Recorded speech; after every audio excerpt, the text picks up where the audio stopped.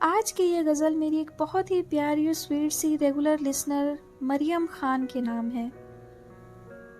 तेरी जुल्फें बिखरने को घटा कह दूं तो कैसा हो, तेरे आंचल के उड़ने को सबा कह दूं तो कैसा हो। बज़ाहिर चुप हो लेकिन फिर भी आंखों में है अफसाने, तेरी खामोशियों को भी सदा कह दूं तो कैसा हो।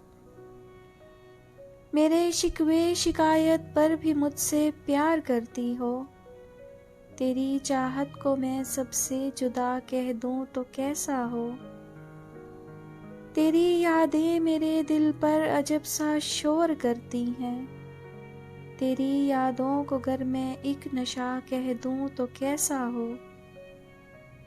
तुम्हारे बिन मुझे जीना बड़ा दुश्वार लगता है, तुम्हें मैं अपने जीने की वजह कह दूं तो कैसा हो। जो तुम नाराज ना हो तो मुझे एक बात कहनी है, जो तुम नाराज ना हो तो मुझे एक बात कहनी है।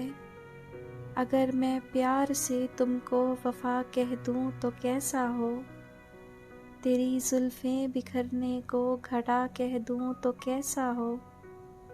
तेरे आंचल के उड़ने को सबा कह दूं तो कैसा हो।